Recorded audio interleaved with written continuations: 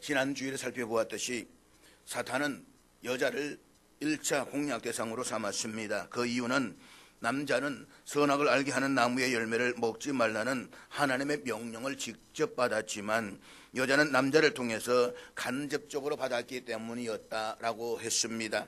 그러니까 하나님께로부터 직접 명령을 받은 아담이 하나님의 명령에 대해서 절대적인 책임감을 느끼는 것과 아담으로부터 그 말을 들은 하와가 느끼는 책임의 농도는 다를 수가 있었을 것입니다. 즉 하나님의 말씀에 대한 책임감이 여자가 남자보다 훨씬 덜할 것입니다. 사탄은 그 점을 공략한 것입니다. 우리가 이 사실에서 깨달을 수 있는 것은 사탄은 항상 하나님의 말씀에 대한 절대 신뢰도가 떨어지는 사람을 공략한다는 것입니다. 사탄은 이 사람이 얼마나 똑똑하고 능력이 있는가를 보지 않습니다. 그가 하나님의 말씀을 느슨하게 붙들고 있느냐 아니면 파고들 틈이 있느냐를 확인합니다. 따라서 우리가 하나님의 말씀으로 단단히 무장되어 있는 한, 하나님의 말씀을 확실하게 붙들고 있는 한 사탄은 결코 우리를 공략할 수가 없습니다. 그러므로 하나님 그렇게 말씀하셨으면 그저 그런 줄을 알고 그대로 믿어야만 합니다. 믿음은 머리로 동의하는 것이 아닙니다. 믿음은 결국 순종입니다. 따라서 우리가 절대적으로 중요한 것은 하나님의 말씀에 대한 절대적 신뢰와 온전한 순종임을 결코 잊지 말아야만 합니다. 사탄은 하와에게 찾아와서 아주 교묘하게 하나님의 말씀을 왜곡하면서 하나님의 호칭을 하나님이라고 했습니다. 하나님이라는 히브리어 엘로힘은 전능하시고 창조주로서의 위엄과 능력을 가진 그런 이 강조하는 호칭이라고 했습니다. 그래서 창세기 1장에서 하나님 천지를 창조하실 때에는 하나님의 호칭이 전부 엘로힘이었습니다. 그런데 창세기 2장 7절에서 하나님이 사람을 만들기 시작하시면서부터 모세가 창세기를 기록할 때에 하나님 앞에 여호와를 붙였습니다. 여호와는 보잘것없는 인간에게 당신의 언약을 주시고 그 언약을 신실하게 이루어 가시는 언약의 하나님에 대한 호칭입니다. 그래서 사람을 만드시면서부터 계속 여호와 하나님으로 표기되고 있는데 사탄은 여자에게 말을 하면서 여호와라는 호칭은 싹 다 빼버리고 엘로힘을 썼습니다. 이것은 하나님과 인간 사이에 인격적이고 사랑의 관계를 지어버리고 모든 일에 간섭하고 통제하는 폭군처럼 여겨지게 만들기 위한 사탄의 계략이었습니다. 사탄은 여자가 평소에 자부심을 갖고 있는 사실을 전면적으로 부정하는 반어법으로 공략했습니다. 동산 모든 나무의 열매를 먹지 말라 하시더냐? 그것은 전혀 사실이 아닙니다. 모든 열매를 다 먹어도 됩니다. 그런데 그 모든 것을 다 부정하고 모든 열매를 먹지 말라 하시더냐라고 반어법으로 물으면서 여자로 하여금 의구심을 갖게 만들어 버렸습니다. 하나님은 모든 열매를 다 먹게 하셨습니다. 그렇지만 못 먹는 것은 딱 하나, 선악을 알게 하는 그 나무의 열매였습니다. 사실 처음에 여자는 하나님을 여호와 하나님으로 믿었습니다. 하나님은 아담과 하와를 사랑하시고 그들에게 동산의 모든 실과를 다 먹게 하시며 그들 풍족한 가운데 하나님 창조 질서 속에서 기쁨이 넘치는 삶을 살도록 허락해 주셨습니다. 그러나 사탄은 하나님과의 차이만을 두드러지게 해서 여호와라는 언약적 이름을 빼버림으로써 여자의 마음속에 하나님의 친밀한 분이 아니라 단순히 규칙을 주고 명령하는 존재처럼 느껴지게 했습니다. 이로 인해서 여자의 마음속에는 하나님에 대한 신뢰가 흔들리기 시작했습니다. 그래서 모든 것을 먹게 하신 것에 대한 감사가 아니라 하나를 먹지 못한 것이 가장 큰 문제인 것처럼 사탄이 여자의 마음을 뒤흔들어 버린 것입니다. 결국 이절에 보면 여자도 여호와라는 호칭을 빼버렸습니다. 언약을 신실하게 지켜주시는 하나님, 동산의 모든 실과를 먹게 해주셨던 하나님의 풍성한 은혜는 사라지고 하나 못 먹는 그것이 불평거리가 되어버린 것입니다. 그리고 하나님의 말씀을 왜곡하기 시작합니다. 너희는 먹지도 말고 만지지도 말라. 하나님께서는 먹지 말라라고 명령하셨지 만지지 말라라고 말씀은 안 하셨습니다. 사실 따서 먹지 않으니까 만질 이유도 없었을 것입니다. 그런데 마치 그동안 만지지 못한 것도 하나님 때문인 것처럼 그것조차도 하나님에 대한 원망거리가 되어버린 것입니다. 너희가 죽을까 하노라. 하나님께서는 죽는다는 단어를 두 번이나 거듭 강조해서 말씀하셨습니다. 반드시 죽는다. 그런데 여자는 죽을까 하노라로 바꾸어 버렸습니다. 그러니까 반드시 죽으려 하나님의 말씀을 죽을 수도 있고 죽지 않을 수도 있다로 바뀌어 버린 것입니다. 여자는 그저 자기가 좋아하는 말씀은 확대 해석하고 자기가 싫어하는 말은 내팽개쳐 버린 것입니다. 이런 하와의 이중적 사고방식은 오늘 우리들 신앙생활에서도 반복되고 있습니다. 우리가 하나님의 말씀을 듣고 배웁니다. 하지만 하나님의 말씀을 올바로 아는 것과 그것을 끝까지 붙드는 것은 다릅니다. 따라서 구원받은 성도들이 필요한 것은 하나님의 말씀을 정확하게 알아서 그것을 그대로 순종하며 실천하는 것입니다. 우리가 그렇게 살아야 중요한 이유는 그것이 바로 생명의 길이기 때문입니다.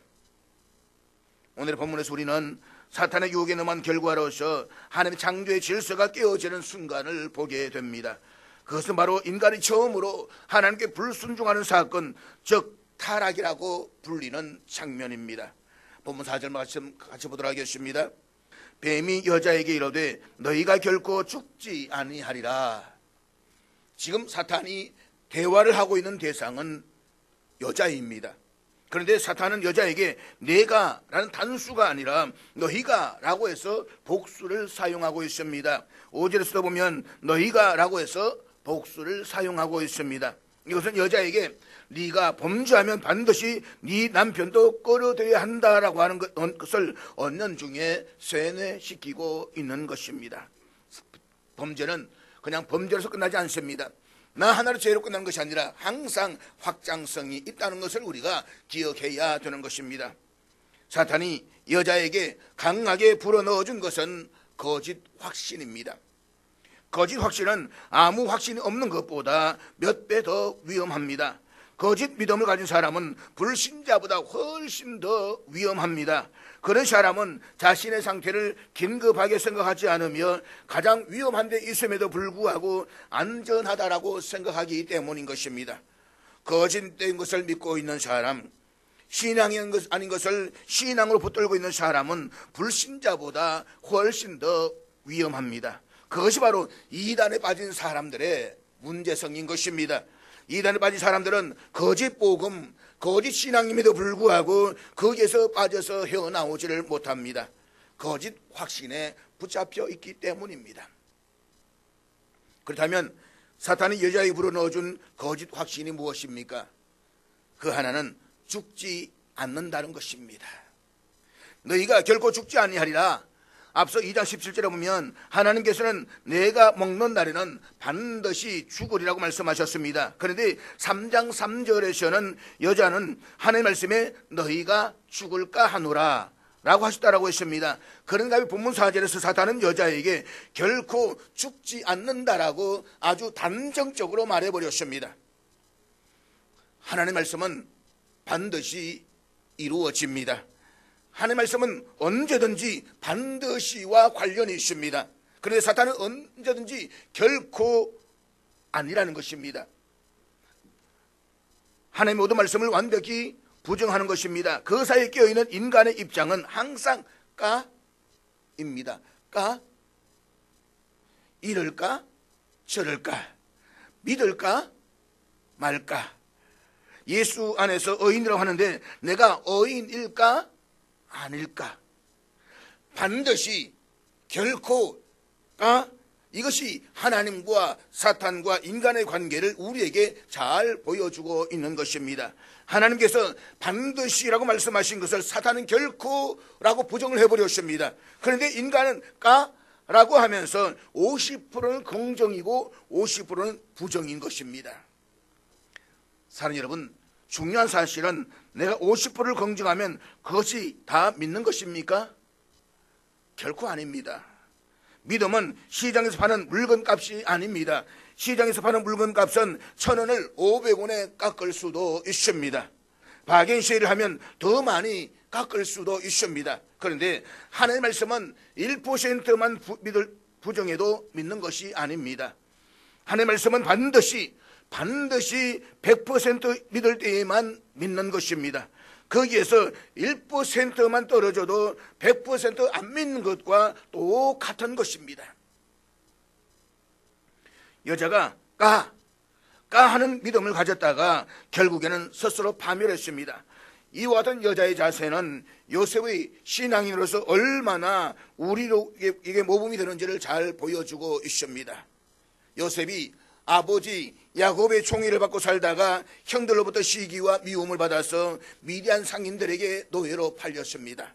그리고 요셉은 애굽의 신위 대장인 보디발의 집에 노예로 팔려갔습니다. 그런데 요셉이 얼마나 신실하게 열심을 다해서 충성을 했던지 보디발 장군이 그 요셉을 신임해서 자기 집의 총무로 삼았습니다. 그 집은 단순한 개인 집이 아니라 왕의 국사범들을 가두어두는 감옥까지 딸려있는 대저택입니다. 그게 모든 살림을 요셉에게 다 맡겼습니다. 그러면서 보디발 장군이 이렇게 이야기를 합니다. 뭐든지 네가 다 알아서 해라. 너한테 다 맡긴다. 그러나 너한테 금하는 것이 딱 한 가지가 있는데 내 아내한테는 손대면 안 된다. 하나님께서 아담과 하와에게 너희들 뭐든지 다 먹으라. 그러나 선악과를 먹으면 안 돼. 라고 말씀을 하셨습니다. 그 선악과야말로 창조이신 하나님과 피조물인 인간의 차이를 보여주는 상징적인 구별점이라고 했습니다. 보디발의 집에서 요셉은 뭐든지 다 할 수가 있습니다. 이미 위임을 다 받았습니다. 그러나 보디발과 요셉의 차이점이 있습니다. 그 차이가 되는 구별점은 보디발의 아내입니다. 만약에 요셉이 그 아내에게 혹심을 품는다면, 그래서 보디발이 자기 아내를 검했다고 하는 것은 너 반드시 죽어, 너는 반드시 대가를 치를 거야, 이 이야기가 아니겠습니까? 그런데 보디발의 아내가 요셉을 유혹하는데 날마다 유혹을 했습니다. 날마다 유혹했다라고 하는 것은 너하고 나하고 관계를 가져도 내 남편이 말한 것과 같은 일은 결코 일어나지 않는다는 것을 의미합니다. 요셉이 처음에 한두 번에 깨끗하게 거절할 수가 있었을 것입니다. 그런데 날마다 결코 아니다 라고 여자가 유혹을 하면 한 달이 지나고 두 달이 지나면서 라고 돌아설 수도 있지 않겠습니까? 그런데 요셉이 어떻게 했는지 창세기 39장 10절은 이렇게 말씀하고 있는데 우리 앞에 다 같이 읽도록 하겠습니다. 여인이 날마다 요셉을 청하였으나 요셉이 듣지 아니하여 동침하지 아니할 뿐더러 함께 있지도 아니하니라. 그러니까 요셉이 일을 하다가도 여자가 나타나면 피했습니다. 멀찍이 여자가 오면 아예 알아서 도망을 가버렸습니다. 우리가 성경 읽을 때 이런 단어 하나하나를 눈여겨보면 여인이 얼마나 집요했고 요셉이 또한 그 중심이 얼마나 분명했는지를 알 수가 있습니다.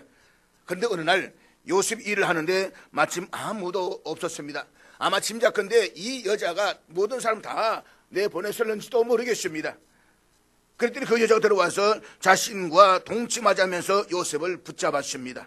그때 요셉이 뿌리치는데 여자가 놓지를 않으니까 자기 겉옷을 그녀의 손에 버려두고 집 밖으로 뛰쳐나왔습니다.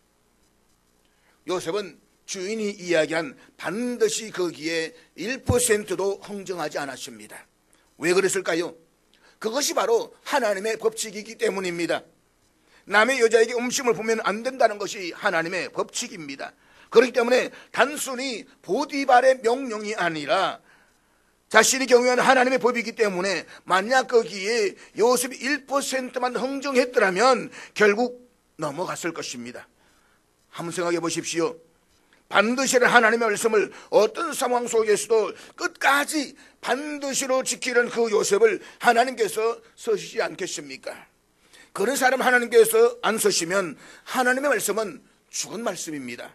그러면 하나님은 살아계신 분이 아니십니다. 그렇다면 우리 자신들 한번 되돌아볼 필요가 있습니다. 우리는 반드시 쪽인가, 결코 쪽인가, 아니면 상태에 있으면서도 우리가 꽤 괜찮은 믿음을 가지고 있다라고 착각하고 있는 것은 아닌가? 우리가 요셉과 같은 중심을 가질 때에만 말씀이 우리를 통해서 능력으로 역사하게 되는 것임을 결코 잊지 말아야만 합니다.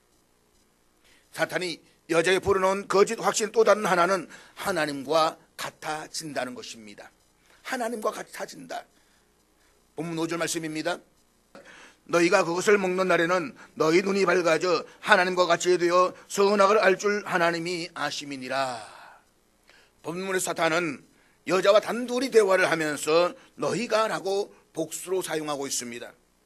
너희가 그것을 먹는 날에는, 이것을 히브리 원문으로 직역하면 너희가 먹는 바로 그때에 라는 말입니다. 그러니까 먹자마자 라는 말입니다. 먹자마자 너희 눈이 밝아져 하나님과 같이 되어 선악을 알 줄 하나님이 아심이니라. 그러니까 너희들이 먹고 나서 1, 2년 있다가 이런 현상이 일어난다, 그런 말이 아닙니다. 만약 그러면 여자가 솔깃하게 반응하지도 않았을 것입니다.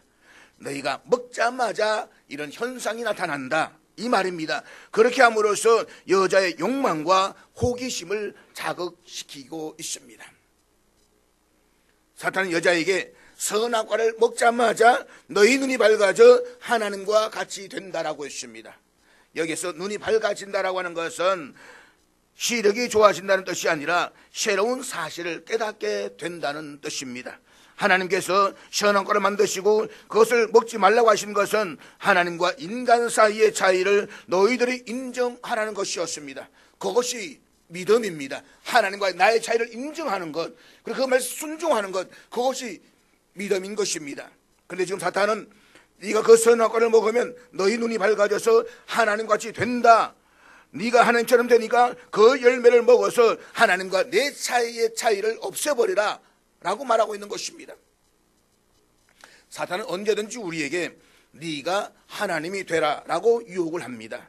네가 하나님처럼 되라는 것입니다. 사랑하는 여러분, 세상에도 부모하고 자식 간의 차이가 있어야만 합니다. 부모하고 자식 간의 구별이 안 되는 집은 그 집은 콩가루 집입니다. 그렇지 않겠습니까? 그런데 하물며 하나님과 인간 사이에 차이가 없다, 그 말이 되겠습니까? 그럼에도 사탄은 언제든지 그 차이를 부정해 버리려고 합니다. 사실 사탄의 정체가 무엇입니까? 예사야 14장은 사탄의 존재에 대한 중요한 단서를 우리에게 제공해 주고 있습니다. 13절 앞에 같이 읽도록 하겠습니다. 네가 네 마음에 이르기를 내가 하늘에 올라 하나님의 뭇별 위에 내 자리를 두리라. 내가 북극 지폐의 산 위에 앉으리라. 하나님께서는 모든 것을 선하게 창조하셨습니다. 그 가운데 천사들도 있었는데 그 중에 한 존재가 루시엘이라고 하는 아름다운 천사장이었습니다. 그런데 어느 날 그의 마음속에 하나님과 같아지려는 교만한 마음이 자리를 잡았습니다. 네 마음에 이르기를 내가 하늘에 올라 하늘의 뭇별 위에 내 자리를 높이리라.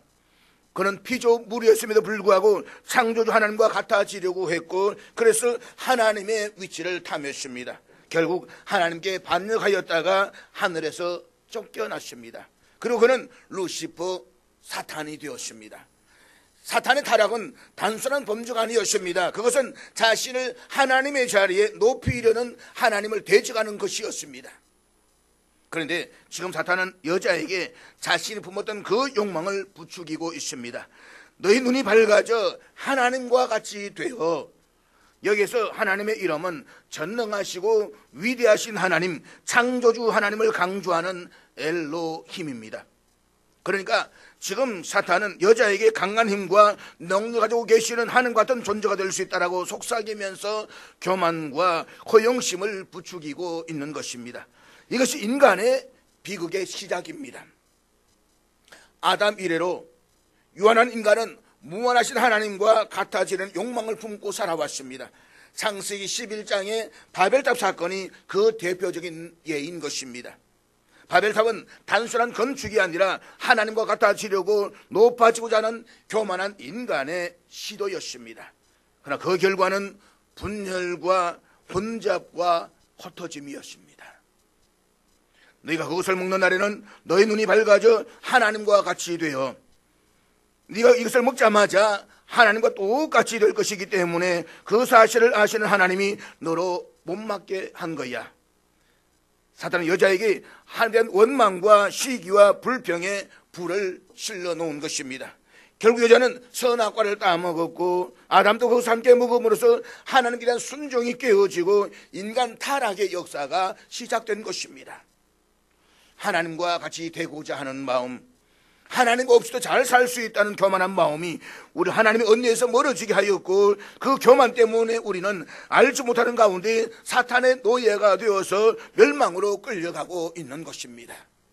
그런데 사탄이 여자의 한 말의 내용을 한번 곰곰이 씹어보십시오. 사탄의 말이 진실입니까?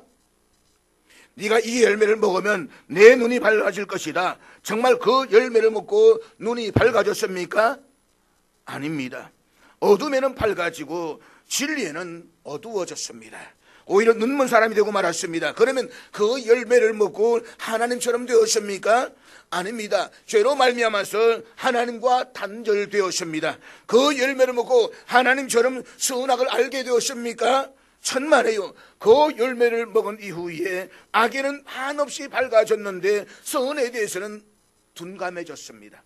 타락한 인간은 스스로의 힘으로는 선을 행할 수가 없게 되어버렸습니다. 지금 사탄은 새빨간 거짓말로 인간을 유혹하고 있는 것입니다. 중요한 사실은 인간이 하나님 말씀보다 거짓말인 사탄의 말을 더 믿었다는 것입니다. 여기에 우리 스스로 경계해야 할 점이 있습니다. 이 이후로 인간은 언제든지 진리는 잘 믿지 않습니다. 그러면서도 세상의 거짓 사설에 대해서는 너무너무 귀를 잘 기울이고 있습니다. 진리의 복음은 안 믿으면서 복음과 다른 거짓 복음, 거짓 예수, 거짓 영혼 너무 쉽게 믿습니다. 이단들을 보십시오. 2000년 전에 예수님께서 UFO를 타고 오셨다라고 하는 것은 누가 봐도 믿지 않는 거짓말입니다. 그런데 그게 넘어가서 아멘 하는 수많은 인간들을 보십시오. 우리 한글이 1448년 동안 15세기에 만들어졌습니다. 이 성경이 기록될 당시에는 한글이 없었습니다. 그런데 이만희가 말하기를 성경은 한글로 쓰여졌다라고 하니까 다 아멘 하지 않습니까? 새빨간 거짓말인데 불구하고 거기에 아멘을 보이는 수많은 사람들은 도대체 무엇입니까? 우리가 정말 진리 위에 굳건하게 우리를 세우지 않으면 인간 자체의 유한함으로 인해서 우리는 진리를 듣기보다는 세상의 거짓 사술에 현혹되기가 쉬운 존재들입니다. 그렇기 때문에 우리는 항상 하나님의 진리의 말씀을 들으려고 해야만 하고 그 말씀에 절대적으로 순종하려고 해야만 합니다. 그 길만이 우리가 영원한 생명 가운데 사는 길입니다. 본문 6절부터는 사탄의 교묘한 말에 넘어간 하와에게 어떤 일이 일어났는지를 보여주고 있습니다. 본문 6절 말씀입니다. 여자가 그 나무를 본즉 먹음직도 하고 보암직도 하고 지혜롭게 할 만큼 탐스럽기도 한 나무인지라. 여자가 그 열매를 따먹고 자기와 함께 있는 남편에게도 주매 그도 먹은지라. 여자가 그 나무를 본즉, 히브리 원문을 그대로 직역하면 그러자 여자가 그 나무를 보았다라고 되어져 있습니다. 그런데 그 나무는 예전에도 늘 보아왔던 그 나무였습니다. 동산 한가운데 있었기 때문에 오며 가며 늘 보던 그 나무였습니다. 그런데 사탄의 꾀임에 빠져서 그의 말을 듣고 여자가 그 나무를 바라보았습니다. 그랬더니 그 나무를 본즉 먹음직도 하고 보암직도 하고 지혜롭게 할 만큼 탐스럽기도 한 나무였다라고 했습니다. 사랑하는 여러분, 나무 자체가 변했습니까? 아닙니다. 나무는 변함없이 그대로 써 있습니다. 그런데 그 나무가 달라져 보입니다. 예전까지는 한 번도 그 나무를 보면서 먹기에 좋고 보기에 좋고 지혜롭게 할 만큼 탐욕의 대상이라고 생각해 본 적이 없습니다. 하지만 사탄의 꾀임을 받고 그 나무를 보는 순간에 달라져 보입니다. 그 이유가 무엇이겠습니까? 그 나무를 바라보는 여자의 마음이 달라졌기 때문입니다. 보십시오. 지금까지 한 번도 그 나무가 먹음직하고 보암직한 적이 없었습니다. 그런데 사탄에게 마음을 빼앗기고 나니까 이 여자는 본능과 탐욕의 노예로 전락해버리고 말았습니다. 이 일이 어디에서 일어났습니까? 에덴 동산에서 일어났습니다. 에덴 동산에서도 마음을 빼앗기니까 한 인간이 본능과 탐욕의 대상으로 아주 추한 인간으로 전락해버리고 말았습니다. 하물며 이 세상을 사는 우리가 우리의 마음 확고하게 진리 위에 세우지 않고 이와 다르게 살 수 있다라고 생각이 되십니까? 절대 불가능합니다. 오늘날 우리 주위를 보십시오. 온통 먹자판에 온통 보이는 것은 우리의 눈을 현혹시키고 있습니다. 지금 온 세상이 육신의 정욕과 탐욕대로 살라고 우리를 미혹하고 있습니다. 온 세상이 마음을 상실한 사람들의 천지입니다. 그렇다면 이 세상 속에서 우리가 그리스도인으로서 우리의 신앙을 지키며 산다라고 하는 것은 우리의 마음을 지키는 것임을 알게 되는 것입니다. 내 마음을 지키지 않고서는 절대로 신앙인으로 삶을 살아갈 수가 없습니다. 그래서 잠언서 4장 23절에서 이렇게 말씀하고 있는데 우리 앞에 같이 읽도록 하겠습니다. 모든 지킬 만한 것 중에 더욱 내 마음을 지키라. 생명의 권원이 이에서 남이니라. 이 세상에서 지켜야 할 그 무엇보다도 내 마음을 지키라고 했습니다. 왜냐하면 생명의 권원이 여기에서 나기 때문인 것입니다. 따라서 우리의 이 마음이 얼마나 중요한지 모릅니다. 그 짧은 자문 속에 마음이라는 단어가 무려 91번이나 나옵니다. 내 마음을 명철에 두라. 내 마음을 다스리라. 내 마음을 정결하게 하라. 그렇다면 왜 마음이 생명의 권원이 되는 것입니까? 하나님의 말씀이 역사하시는 것도 우리의 마음이고 사탄이 역사하는 것도 우리의 마음입니다. 그래서 내 마음을 말씀을 지키지 않는다고 하는 것은 사탄들은 내 마음이 주인이 되어라고 그렇게 내어놓는 것과 똑같은 것입니다. 요한복음 13장 2절에 보면 마귀가 벌써 시몬의 아들 가룟 유다의 마음에 예수를 팔려는 생각을 넣었더라고 말하고 있습니다. 마귀가 가룟 유다를 하여금 너 예수님을 언30에 팔아라 라고 귀에다가 대고 속삭인 것이 아니었습니다. 마음에 그 생각을 넣었다는 것입니다. 그래서 예수님께서는 마태복음 22장 37절로 말씀하고 있는데 우리 앞에 같이 읽도록 하겠습니다. 예수께서 이러시되 내 마음을 다하고 목숨을 다하고 뜻을 다하여 주 너희 하나님을 사랑하라 하셨으니, 보십시오. 우리에게 제일 중요한 것은 목숨입니다. 예수님께서도 온 천하를 얻고도 제 목숨을 잃으면 무엇이 유익하리요? 라고 말씀하시면서 그 무엇보다도 목숨이 중요하다라고 말씀을 하셨습니다. 그러면 목숨이 제일 먼저 앞에 나와야만 합니다. 내 목숨을 다하고 마음을 다하고 뜻을 다해서 주 너의 하나님을 사랑해라. 이렇게 말씀하셔야 될 것 같은데 오늘 보면 말씀하시기를 마음을 다하고 라고 해서 마음이 먼저 나옵니다. 사랑하는 여러분, 내 마음을 하나님께 온전히 드리지 않으면 절대로 내 생명을 못 드립니다. 사도 바울이 마음을 먼저 하나님께 드렸기 때문에 주님을 위해서 참수형을 당할 수도 있었던 것입니다. 그래서 예수님께서도 제일 먼저 내 마음을 다해서 하나님을 사랑하라고 말씀하고 있는 것입니다. 우리가 말씀 위에서 우리의 마음을 지키고 말씀으로 우리 심령을 채워 넣어야 하는 이유가 바로 여기에 있는 것입니다. 본문 6절을 다시 한번 계속해서 보겠습니다. 그 여자가 그 나무를 본 적 먹음직하고 보암직도 하고 지혜롭게 할 만큼 탐스럽한 나무인지라 여자가 그 열매를 따먹고. 본문에는 죄의 본질이 무엇인가를 우리에게 보여주고 있습니다. 그렇다면 죄의 본질이 무엇입니까? 첫째로 먹음직도 하고입니다. 먹음직도 하고. 죄는 육체적 욕망을 자극합니다. 인간은 본능적으로 자신의 육체적 필요를 충족시키려는 경향들이 있습니다. 우리 일상에서 이러한 유혹들을 자주 마주합니다. 예를 들어서 과도한 소비, 쾌락을 위한 삶, 절제하지 않은 탐욕, 이런 것들입니다. 우리의 몸이 원하는 것을 적극적으로 만족시키려는 욕망은 결국 하나님보다 자신을 우선하게 만듭니다. 하지만 성경은 사람이 떡으로만 살 것이 아니요 하나님 입에서 나오는 모든 말씀으로 살 것이라고 했습니다. 그러므로 우리의 육체적 욕망을 채우는 삶이 아니라 하나님 말씀 안에서 영적으로 성장하는 삶을 살아가야 되는 것입니다. 둘째로 보암직도 하며입니다. 죄는 감각적으로도 아주 매력적입니다. 여자가 선악과를 바라보았을 때에 그것은 단순한 음식이 아니라 보기에 좋은 것이었습니다. 우리말로 보암직하다라는 말을 직역하면 그 눈에 즐거웠다라는 말입니다. 선악과가 본래부터 더 아름답고 탐스러웠던 것은 아니었을 것입니다. 만약 하나님께서 선악과를 다른 나무의 열매들보다 더 아름답고 탐스럽게 하셨다라고 한다면 하나님이 인간을 의도적으로 유혹에 빠지겠다는 지적에 직면하게 될 것입니다. 그렇지 않습니까? 가장 아름다웠던 열매, 가장 보기에 좋았던 열매가 그것도 한 구석이 아니라 동산 가운데 떡 세워놓았으니 말입니다. 하지만 여자가 사탄의 유혹을 받아서 선악과를 바라보는 순간 육신의 정욕에 빠졌고 그 결과 서슴지 않고 손을 내밀어서 선악과를 다 먹었습니다. 오늘날에도 우리는 겉으로 보기에 화려하고 매력적인 것에 쉽게 끌려갑니다. 하지만 결코 우리는 육신의 정욕이 이끄는 대로 바라보며 살아서는 안 됩니다. 내 눈이 즐거운 대로, 내 눈이 이끄는 대로 살 수가 없는 것이 인생이지 않겠습니까? 셋째로, 지혜롭게 할 만큼 탐스럽기도 합니다.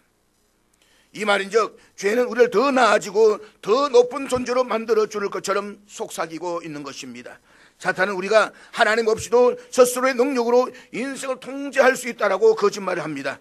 그래서 우리는 종종 내 능력만으로도 성공할 수 있다, 나는 내 삶을 내 방식대로 살아야 한다, 하나님 없이도 얼마든지 나아갈 수 있다라는 생각을 갖기 시작하는 것입니다. 인간의 지혜와 기술이 하나님 없이도 충분하다고 믿는 문화 속에서 우리는 하나님의 뜻을 잊어버리고 살아가기가 쉽습니다. 하지만 성경은 여호와를 경외하는 것이 지혜의 근본이라고 말씀을 했습니다. 그러니까 인간의 지혜가 아니라 하나님께 의지하는 것이 참된 지혜임을 우리는 잊지 말아야 되는 것입니다. 여자가 그 열매를 따먹고 자기와 함께 있는 남편에게도 주매 그도 먹은지라. 사탄이 너희가 아주 집요하게 여자에게 쇠뇌를 시켰습니다. 그랬더니 여자가 딴 그 열매를 먹고 남편에게도 주었더니 남편도 먹었다는 것입니다. 여자로서는 이것은 어쩌면 너무나도 당연한 일입니다. 왜냐하면 여자의 역할은 돕는 배필입니다. 내가 먹고 좋으니까 남편도 줘야 합니다. 그러니까 창세기 2장에서 말씀을 드린 것처럼 여자가 말씀 위에 똑바로 서지 않으면 세상에 좋은 것만을 남편에게 주지 않는다는 것입니다. 자신과 남편을 동시에 파멸시킬 수 있다는 말입니다.